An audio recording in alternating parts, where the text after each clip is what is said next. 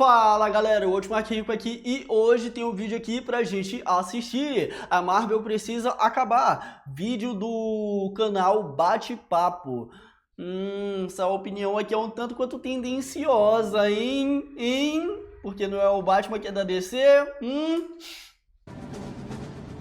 Vamos assistir. Marvel Studios. É até meio estranho falar isso, até porque a gente tá falando de uma das maiores, se não a maior fábrica de super-heróis da história.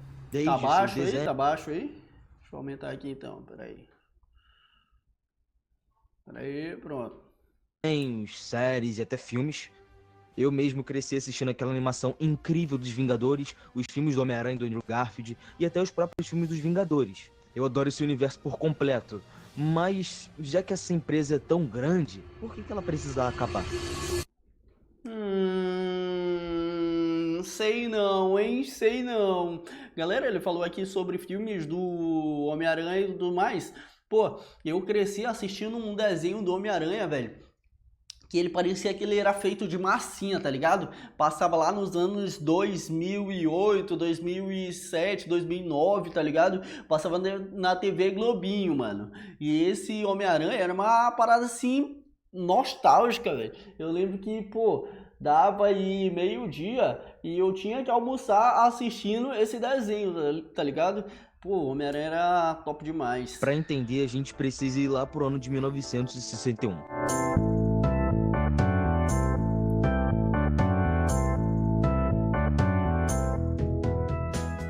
Enfim, antes da gente começar esse vídeo de verdade, eu quero pedir encarecidamente para você deixar o like, se inscrever no canal, agora, meu ativar querido, o sininho agora, vamos deixar aquele like monstro, galera, se inscrever aqui no canal. Só lembrando que esse vídeo dele vai estar aqui na descrição, o canal dele e tudo mais, para você acompanhar os vídeos, beleza? Não perder nenhuma notificação de vídeo que eu tô postando toda sexta-feira, às 2 da tarde. Hype o vídeo também, que ajuda bastante no engajamento. E para ajudar ainda mais no engajamento, comenta aqui embaixo o que você achou desse vídeo lá no final do conteúdo, beleza? Show de bola. Vamos continuar. Para entender essa história, você vai precisar conhecer duas pessoas, o Stan Lee e o Jack Kirby. Juntos, esses dois criaram uma coisa revolucionária. Foi dessa parceria que surgiu o Quarteto Fantástico, depois o Homem-Aranha, o Hulk, o Thor e os X-Men. E diferente do que se fazia na época, essa dupla fez personagens para serem identificáveis com o público em geral.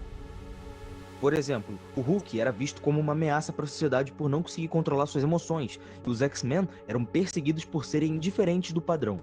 O Stan... Crítica social foda, tá ligado?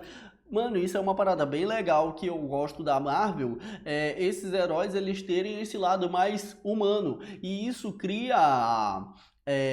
uma proximidade com o público gigantesca, comparado, obviamente, aos heróis da DC, que parece muito das vezes serem deuses, tá ligado?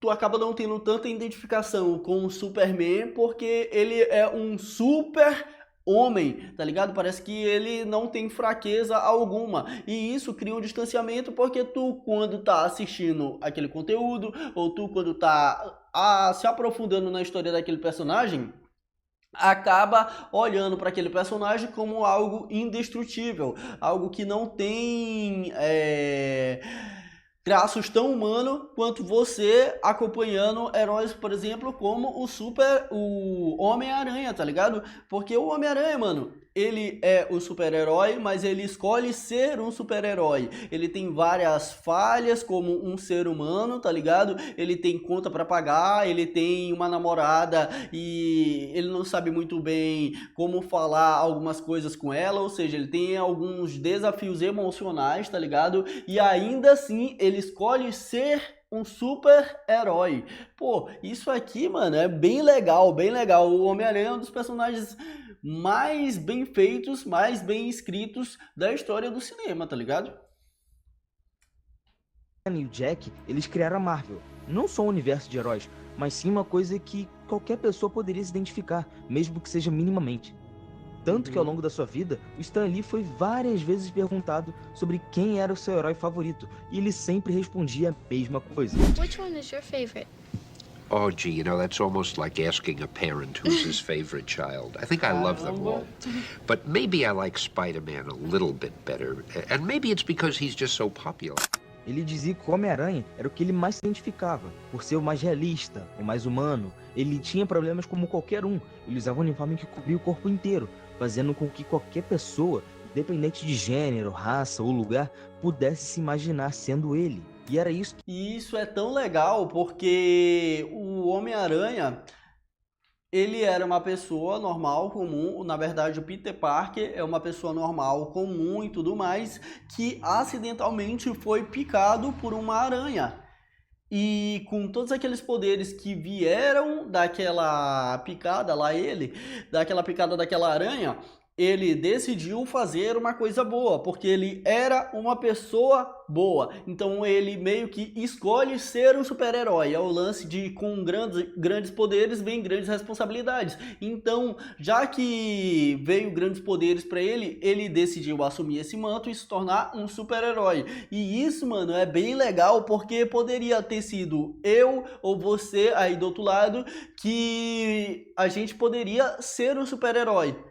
Então, ser um super-herói não vem dos poderes que ele tem, mas sim das escolhas que ele faz para se tornar alguém melhor. Pô, mano, cinema. Homem-Aranha é cinema, pô.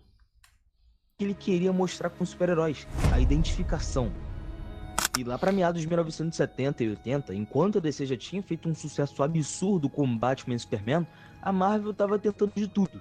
Todas as editoras de quadrinhos não sabiam o que fazer com personagens tão diferentes. Então a Marvel teve a brilhante ideia de vender os direitos de seus personagens, porque se não fosse isso, eles tinham literalmente falido. Ou seja, o Homem-Aranha foi pra Sony, os X-Men e o Quarteto foram pra Fox. Pô, velho, esse Homem-Aranha na Sony é uma das piores coisas que existiu, que existe, tá ligado? Porra, mano, é porque, galera, é que nem tu perder a guarda do teu filho, tá ligado? Tu não tem algumas decisões que tu pode tomar de como ele vai seguir a trajetória dele. Você, se ele tivesse morando na sua casa até a idade de se tornar um adulto, tudo mais, você teria como guiar ele de uma melhor forma, tá ligado? Então, digamos que o Homem-Aranha perdeu a guarda e foi morar com a mãe, tá ligado? Pô, aí é foda. Nesse mesmo meio tempo eram lançadas histórias incríveis, como Guerras Secretas, o Aranha-Verso original, a Fênix Negra nos X-Men. Só que tudo isso estava preso nos quadrinhos. O Stan Lee ele só estava vendo a DC revolucionar o cinema e se tornar maior cada dia. E um tempo depois, a Marvel até tentou seguir essa fórmula, mas entregou umas coisas bem bizarras. Esse Hulk aqui é tenebroso. Mano, eu sempre achei um conceito muito foda do Hulk, de que ele não sabe voar, tá ligado? Mas ele dá alguns saltos tão gigantescos que ele vai parar em outro país. Isso aí é uma parada foda, tá ligado? Como um Capitão América com capacete de motoqueiro e um Quarteto Fantástico de 1994, que foi tão ruim que nem foi lançado oficialmente. Era uma empresa que não tinha entendido o que era o cinema. 21 de agosto de 1998. Wesley Snipes é Blade, o caçador de vampiros. Até que no dia 21 de agosto de 1998 chega aos cinemas Blade. O Blade não era um personagem muito conhecido fora dos quadrinhos. Ele apareceu pela primeira vez só em 1973, como um caçador durão, meio humano, meio vampiro. Mas o que ninguém esperava é que no fim da década de 90, a adaptação dele seria o pontapé inicial para a Marvel nos cinemas. Até porque eles estavam quase falidos, vendendo direitos dos seus próprios personagens para onde pudesse vender. Até que chega a New Line Cinema com uma proposta de transformar um herói classe B em um protagonista de um filme de ação e terror, interpretado por um ator negro, Wesley Snipes, que em uma época isso era bem contraditório, era bem considerado do extremo em Hollywood. Mas com todas essas polêmicas, o filme deu super certo. E mesmo com uma censura bem alta para a época, Blade arrecadou mais de 130 milhões de dólares pelo mundo inteiro. Isso aí na época aí dos anos 2000, pô, isso aí era grana, tá ligado? Era grana, era mais ou menos aí, vou chutar aqui, no mínimo o dobro desse valor. Pra não falar 5 vezes, tá ligado? Mas, pô, 130 milhões. Sendo o primeiro filme baseado em quadrinhos da Marvel a realmente dar bom nas telonas. Sem Blade, talvez nunca tivesse existido o MCU que a gente conhece hoje. E mais do que isso, esse filme não Aspira, tu tá fazendo uma acusação muito séria. Será? só salvou a Marvel, como abriu as portas para tudo que veio depois. 14 de julho de 2000. Neste domingo, em temperatura máxima, X-Men, o filme. No dia 14 de julho de 2000, chegava nos cinemas X-Men, dirigido pelo Bryan Singer. A Marvel ainda não tinha controle sobre essa produção, até porque os direitos estavam com a Fox, mas era a primeira vez que um grupo icônico E é exatamente por isso que ficou tenebroso algumas paradas voltadas na linha do tempo, velho. Porque qual é a cronologia dos X-Men? Não sabemos, tá ligado? É foda, é foda. Mas, pô, pros filmes da Marvel correrem, alguém teve que engatinhar. E esse filme aqui fazia justamente isso. Eram os primeiros heróis que a gente tinha e era um conceito bem legal de olhar todos eles trabalhando em equipe. Mesmo de forma desorganizada, com vários furos de roteiro durante uma história, mas era o que a gente tinha, tá ligado? Ninguém poderia prever que vinha aí um filme dos Vingadores e ia estourar a bolha de forma absurda. da editora ganhava vida em uma grande escala. Esse filme apostou em um visual mais realista, com uniformes pretos ao invés de roupas coloridas igual nos quadrinhos. Mesmo assim, X-Men foi um sucesso enorme, arrecadando quase 300 milhões de dólares no mundo inteiro. E ali surgiram nomes que se tornariam eternos, como Hugh Jackman, Ian McKellen e Patrick Stewart. Enfim, depois desse filme que é consideravelmente bom, o público queria ver mais. Então, 2 anos depois, no dia 3 de maio de 2002, chega aquele que seria o verdadeiro fenômeno dos anos 2000.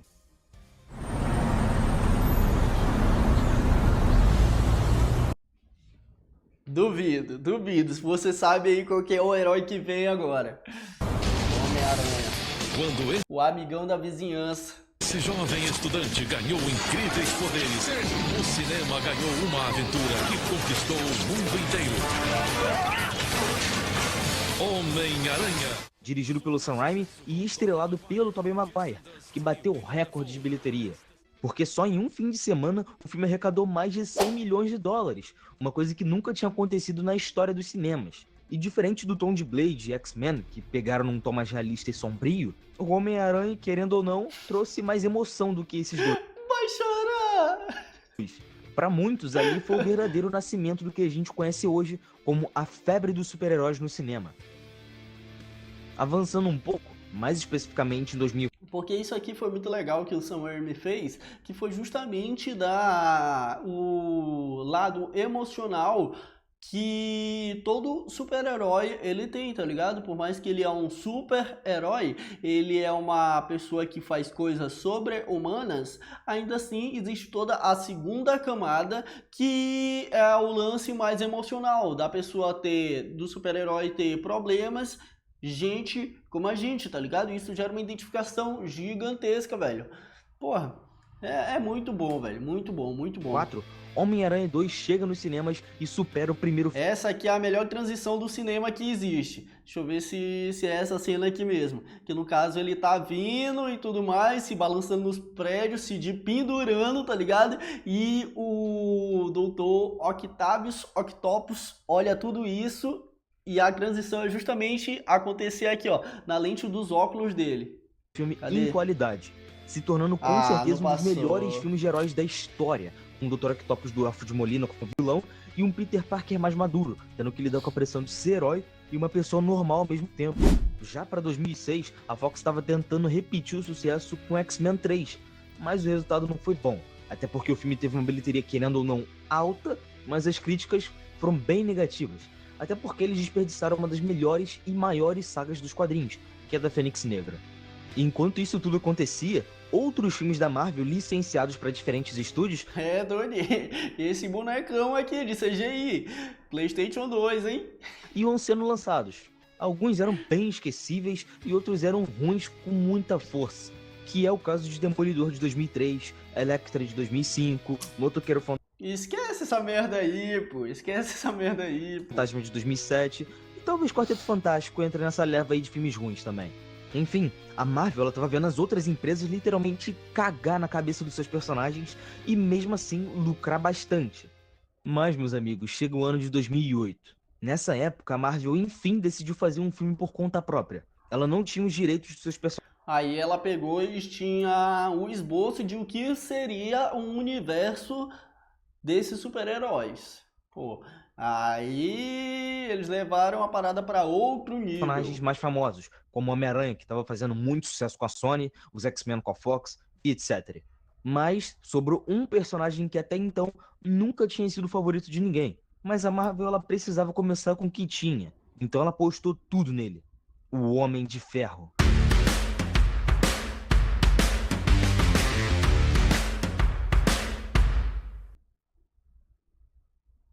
Cadê a música? Então, para fazer esse filme, a Marvel pegou um dinheiro emprestado de 500 milhões de dólares com um banco, colocando como garantia os seus próprios personagens. Ou seja, se o filme do Homem de Ferro desse errado, se ele flopasse, que era o provável, a Marvel ia perder o direito de todos os seus personagens. E para piorar tudo de vez, eles escalaram Eles pegaram, deram all-in, tá ligado? Deram all-in. o Robert Downey Jr. como protagonista. Um ator que sim, era muito bom, mas ele também tinha um sério problema com o histórico de drogas. E esse cara, ele não era só rejeitado por boa parte de Hollywood, como também por pessoas de dentro da Marvel. Quase ninguém queria ele para esse filme. Entretanto, o diretor Jon Favreau ignorou todo mundo e disse que ele Ele fez um Favreau. Mano, mas isso aqui é bem legal porque a Marvel inicialmente ela surgiu na base do favor, da amizade, tá ligado? Tipo, o Jon Favreau já tinha uma amizade muito boa com o Robert Downey Jr. e aí chamou ele pro papel. Aí, logo depois, eles acertaram esse filme, pô, show de bola, e o Robert Downey Jr. convidou o Chris Evans pra fazer o papel de Capitão América. Então, mano, muito dessa parada do boom que a Marvel teve foi justamente criando com base nessa amizade, tá ligado? E como era o começo de tudo ali, o começo daquele universo, tava engatinhando pra depois chegar no seu ápice máximo, pô, foi bem da hora, tá ligado? Outra parada também que quem chamou o Chris Hemsworth, eu acho que é assim que se pronuncia o nome dele, foi o Chris Evans. Chamou ele, tá ligado? E falou, mano, tem um papel aqui de Thor. Vamos lá, a gente tá precisando de um ator pra fazer isso, isso, aquilo, tá ligado? Apesar de os 2 primeiros filmes do Thor ser tenebrosos, tá ligado? Mas, pô... não dá pra acertar todas, tá ligado? Enfim, um foi chamando o outro, não foi o QI, tá ligado? Quem indica, mas tipo assim, mano, tem um papel aqui, vamos ver se você faz o teste e tudo mais... E aí foi criando-se essa amizade. Tanto que os caras são bem amigos fora das telas, tá ligado? era o Homem de Ferro perfeito, ele era o Tony Stark encarnado em pessoa. E cara, tudo tava encaminhado pra dar errado. E a Marvel falia de vez. Excellent. Have a good night tonight. Enjoy. Thank you. Louise, this is Robert and Susan. This is Louise. Hey. Homem de Ferro foi um sucesso de bilheteria, um sucesso de crítica, arrecadando mais de 580 milhões de dólares no mundo inteiro. E melhor que isso, reconstruiu a carreira do Downey Jr. e também deu à Marvel a confiança Essa aqui é uma das cenas que farma aura, tá ligado? que ela precisava. Como farmar A cena aura. pós-créditos, o Nick Fury falando da iniciativa Vingadores, parecia muito pequena naquela época, mas hoje em dia ela é lendária. Outro cara aqui farmando aura também. Ele quer falar com o Tony Stark, mas ele tem que ficar lá nas sombras, tá ligado? Pra ele vir depois e falar, eu quero que você participe da iniciativa Vingadores. Pronto, acabou o filme. Caralho, o que vem por aí? Até porque, a partir daquela pequena cena de menos de um minuto, nascia o MCU. Ali começou a maior saga do cinema atual. E tudo isso graças a um personagem que até então era considerado de segunda categoria, ou até menos. A verdade é que Eu sou o Batman. eu sou o Homem de Ferro.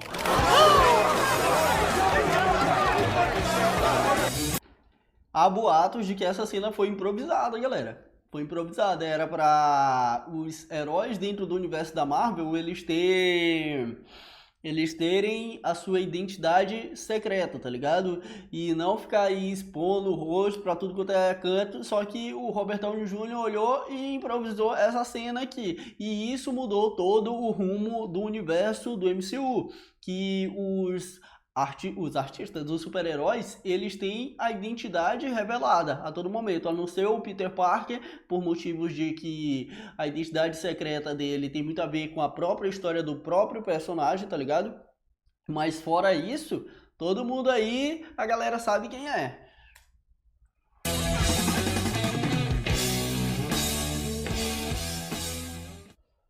Mas logo depois do sucesso de Homem de Ferro, a Marvel lançou no mesmo ano o Incrível Hulk com Edward Norton como Bruce Banner. Só que esse filme é ignorado por quase todo mundo. Apesar de ter uma história conectada e ter uma cena pós-créditos com Tony Stark, ele, querendo ou não, foi um filme bem morno, tanto em crítica quanto em bilheteria. Sem contar que o Edward Norton era muito difícil de lidar nos bastidores. Ele queria mexer em roteiro, editar o filme, ou seja, era um cara totalmente e extremamente perfeccionista.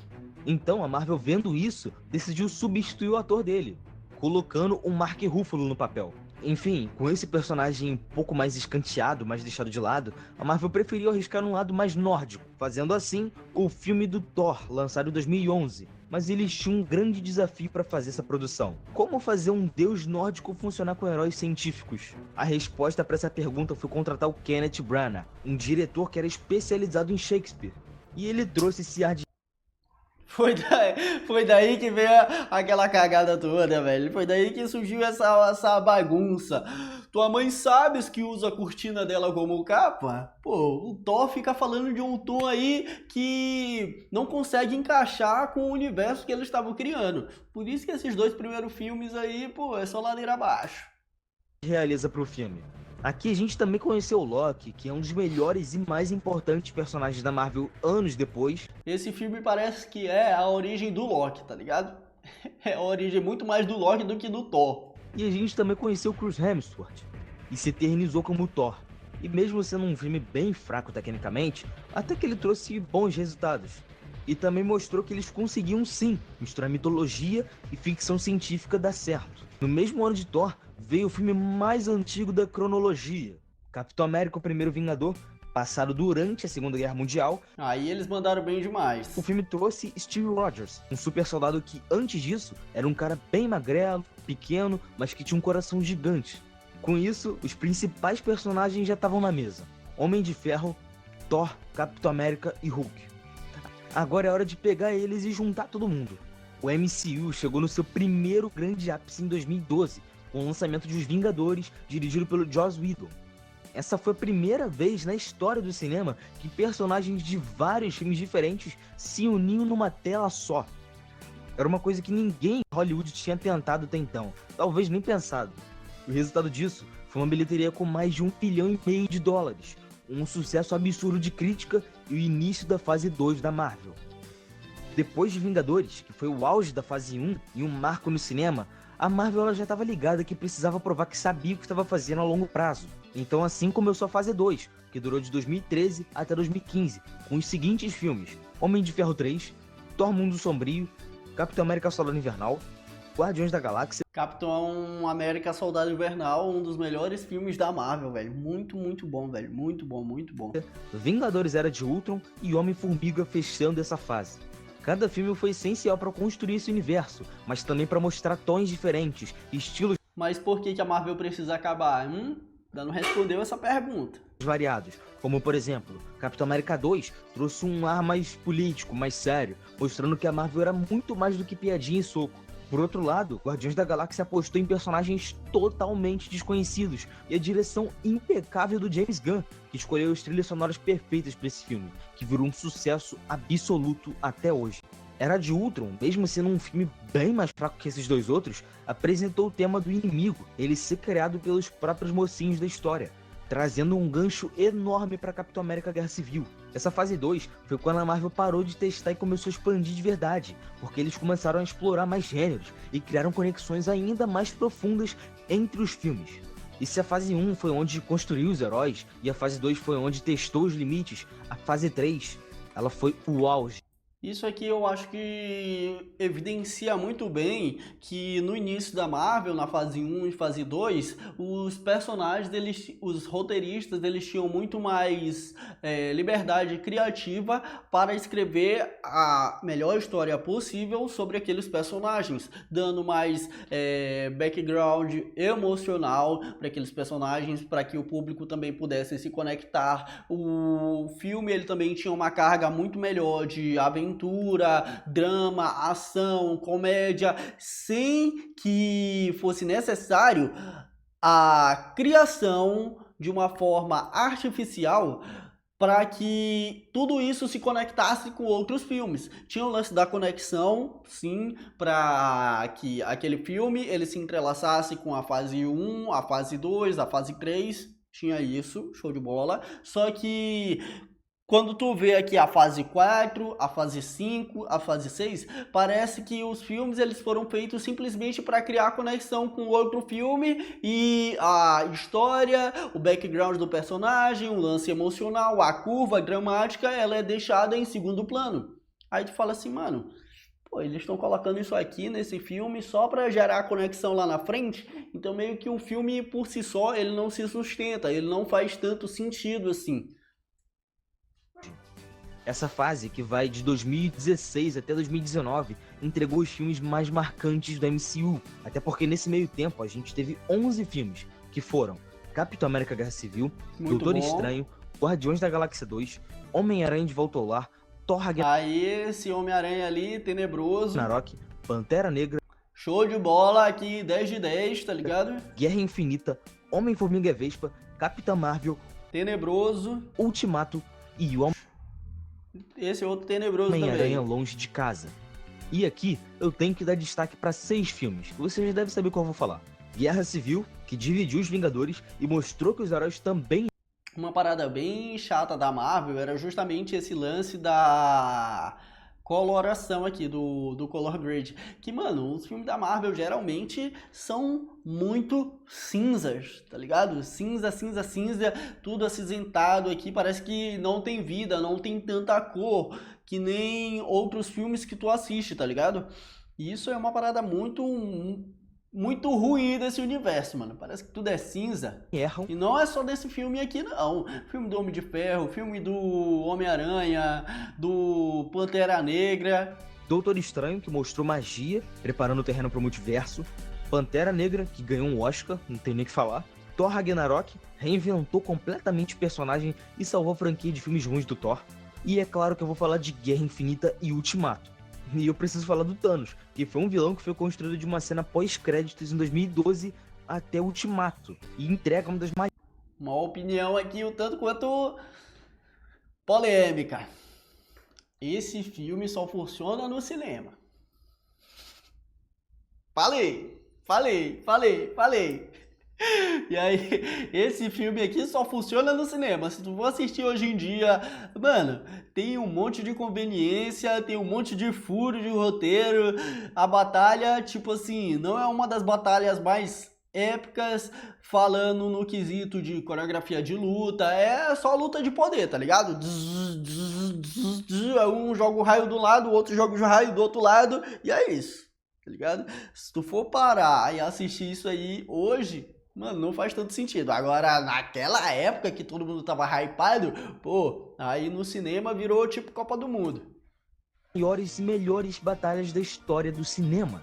O final da fase 3 foi também o fim da Saga do Infinito, a morte do Tony Stark e a despedida do Capitão América.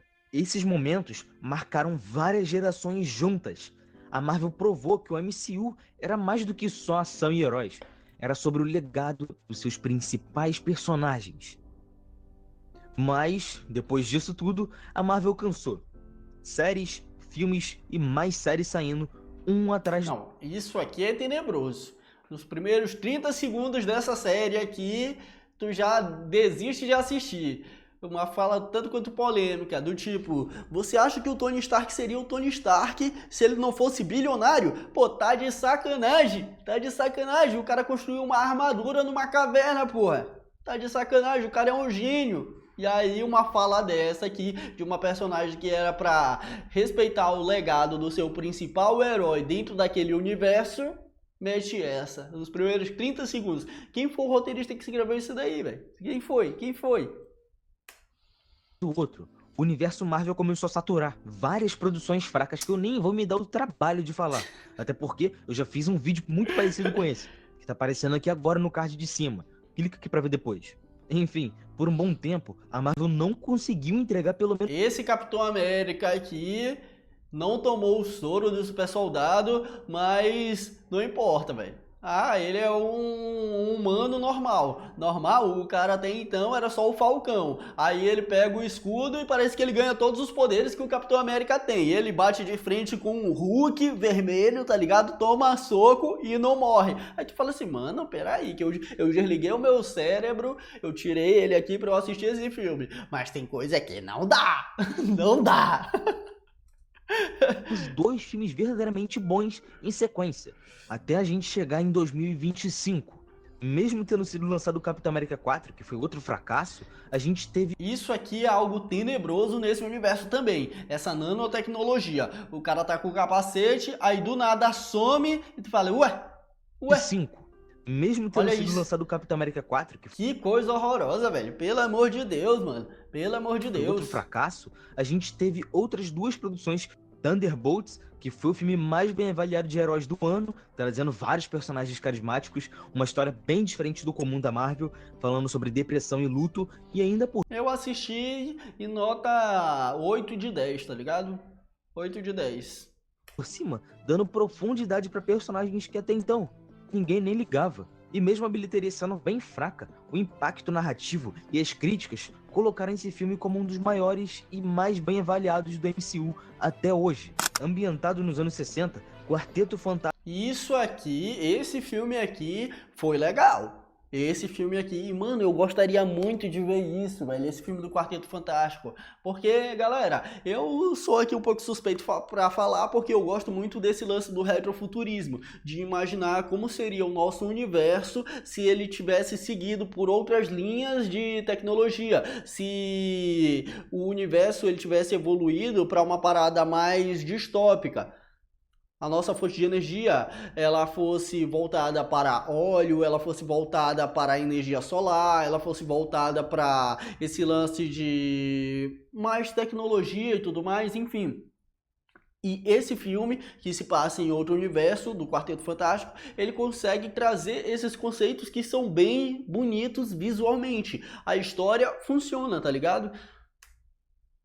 trouxe uma estética retrofuturista, com personagens extremamente bons e fiéis às HQs, com as atuações impecáveis do Pedro Pascal e principalmente da Vanessa Kirby, que deu um show em tela. Esse filme também trouxe o Galactus, que bota muito medo. Ela deu E uma um show porque ela é muito linda, velho. Claro, ela é uma excelente atriz, isso vem em primeiro lugar. Só que, ela é muito carismática também. Então, o lance de todo o filme, o irmão dela também, esqueci o nome do ator, mas é o que faz o Tocha, que é o mesmo Ed lá de Stranger Things, ele também funciona muito bem, porque a história é redondinha e os caras são muito carismáticos. Prateada incrível, visualmente e narrativamente. Mas mesmo com todos esses sucessos recentes e uma vinda de um novo filme do Homem-Aranha, que dessa vez vai ser mais pé no chão. Isso aqui é um absurdo, velho. Isso aqui, é muito chato isso daqui, velho. Esse lance da nanotecnologia, do cara colocar aqui a mão no negócio aqui numa impressora 3D, tudo se resolve com impressora 3D, tá ligado? Aquela parada lá do Pantera Negra 2, não tem mais a erva coração, a erva não sei o que. A irmã do Pantera Negra imprime lá, tá ligado? Impressora 3D, foda-se. Por quê? Porque sim, tá ligado? Uma conveniência de roteiro absurda. Aí isso, obviamente, tu que tá assistindo, olha e fala, mano, isso daqui é um absurdo. Roteirista intervindo em o roteirista. Aí, enfim, se eu começar a falar aqui, eu vou me irritar, tá ligado? E a chegada de mais 2 filmes dos Vingadores, que vai juntar praticamente todos os personagens da Marvel em um filme só, eu preciso dizer, a Marvel precisa acabar. Só que não é do jeito que parece, não é do jeito convencional. Ela precisa acabar do jeito que a gente conhece ela hoje. Porque assim como acontece nos quadrinhos toda hora, precisa acontecer nos cinemas, que é resetar tudo. Exatamente, precisa de um retcon para que eles criem esses novos personagens, Homem de Ferro, Capitão América, e dessa vez eles vão criando outros atores, outras histórias para que a passagem de bastão ela seja feita de maneira gradual, porque beleza, eles fizeram os primeiros filmes dos Vingadores e foi um sucesso absurdo, só que não tinha, digamos que, jogadores reserva para ir aos poucos passando esse manto, tá ligado? E é algo que acontece recorrente aí nas histórias em quadrinhos. Pensa comigo, nos quadrinhos, seja da Marvel ou da DC, isso sempre foi parte da estrutura. A cada 10 ou 15 anos, chega uma crise nas Infinitas Terras, ou um Guerras Secretas, um reboot, um renascimento. Então esse é o momento perfeito para acabar tudo. Depois de Vingadores de Guerras Secretas, assim como aconteceu nos quadrinhos, tudo tem que ser resetado. E eles vão literalmente adaptar uma história que reseta o universo todo. Então por que eles não fazem isso no universo cinematográfico também? Porque não dá. Porque eles foram fazendo isso, foram tentando sugar aí, roer o osso até onde dava. Então, antigamente eles lançavam alguns filmes que eram bombas, alguns filmes que eram bem ruins, dentro de uma programação de uma história principal que a galera queria ver. Então, por mais que o filme fosse uma bomba, ele conseguia fazer bastante grana. E isso levou a Marvel a ter uma arrogância surreal, tá ligado? Achando que a todo momento eles iriam vender filmes só por nostalgia, ou então iriam vender filmes só porque tem um ator bonitinho e tudo mais, e a galera não é trouxa. Então o resultado ficou aí cada vez mais sendo desastroso, tá ligado? Desastroso.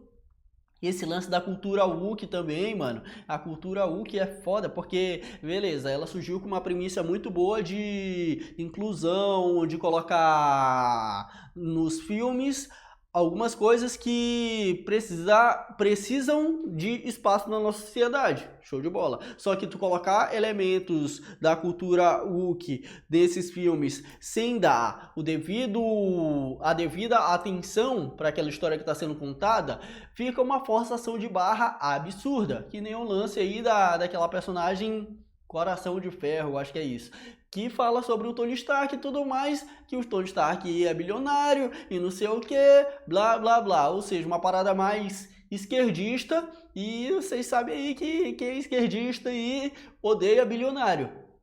E aí, porra, agora se tu pegar essa personagem e não dar o background pra ela de uma boa história, fica parecendo que tu fez um filme só pra lacrar, e quem lacra não lucra.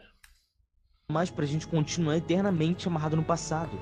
Chega de trazer o Hugh Jackman como Wolverine, o Andrew Garfield, o Tobey Maguire, o Robert Downey Jr., mesmo a gente amando esses caras que eternizaram esses heróis pra sempre. Porque a maior parte dos filmes estão dependendo de nostalgia pra sobreviver. O Tony Stark morreu de uma forma perfeita, o Logan teve um final lindo, o Aranha do Tobey teve um arco incrível de personagem, e o Andrew, ele teve a sua redenção em Sem Volta Pra Casa. E isso precisa ser honrado e não repetido. Quando você vê os quadrinhos resetando, não é porque eles esqueceram do passado e eles são ingratos.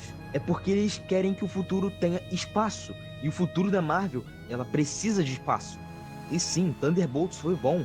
E Quarteto Fantástico fez o que ninguém jamais já tinha feito antes com esses personagens.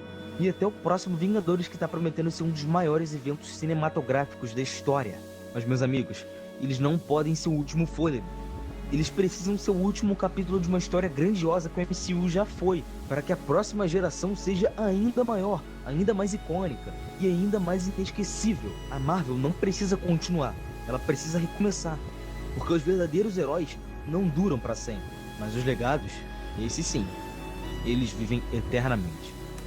Galera, eu não sei não se isso aí vai realmente acontecer, se a Marvel ainda tem força para levantar lá de baixo, lá do poço que ela própria cavou na história, tanto que a galera tem falado que a A24, deixa eu botar aqui para vocês olharem, a A24 é a nova Marvel dos cinemas, a A24, a produtora e tudo mais, Cadê a 24? Porque ela dá mais liberdade criativa para a galera produzir os seus próprios conteúdos. O que está acontecendo aqui? Que está travando tudo. Ó, filmes que provavelmente você já assistiu da A24. Melhores filmes. Ela dá maior liberdade criativa para a galera produzir o seu conteúdo e tudo mais. Depois ela é vendida da melhor forma possível. Tem aqui Ex Machina, tem tudo em todo lugar ao mesmo tempo, tá ligado? Que ganhou o Oscar de melhor filme de 2019 ou foi 2020, eu não lembro. Também tem Parasita, tá ligado? Que ganhou o Oscar. Então, isso aqui era uma parada que tava faltando no cinema atualmente. E aí a galera foi cada vez mais gostando dessa produtora. Enquanto a Marvel foi fazendo as coisas só por fazer, tá ligado? Sem dar a devida atenção, sem dar a devida liberdade para os roteiristas criarem boas histórias. E aí cada vez mais foi ficando mais do mesmo. Enfim. Galera, eu tô com o projeto aí de atingir 10 mil inscritos antes do final do ano. Então se inscreva nesse canal se você gostou desse react, certo? Eu vou ficar muito feliz aí e eu conto com a sua ajuda, beleza? A gente tá com 100 e poucos inscritos atualmente. Então, pô, ajuda esse canal aqui a crescer, beleza? Eu sou o Outmark Rico e espero que você tenha gostado. Mas antes, Outmark, como esses criadores produzem vídeos tão bons assim? Oh, meu Deus, com os links na descrição! Links na descrição. Nele você encontra tripés para colocar a sua câmera para gravar. Nossa, que legal! Nele você encontra também softbox e rig light para ter uma boa iluminação nos seus vídeos. E aí, essa luz aqui que eu utilizo, é boa? Nossa, essa luz é ótima. Você também encontra bastão de LED com várias cores. E é a mesma que eu utilizo no canal principal. Nossa, eu adoro essa cor. E o microfone para não ter um áudio zoado. Eu, por exemplo, utilizo o Lark M2, que é o microfone preferido de todo criador de conteúdo. Olha só, você consegue levar ele para qualquer lugar. Então você já sabe, se você quer um equipamento que não vai te deixar na mão, link na descrição. Links na descrição.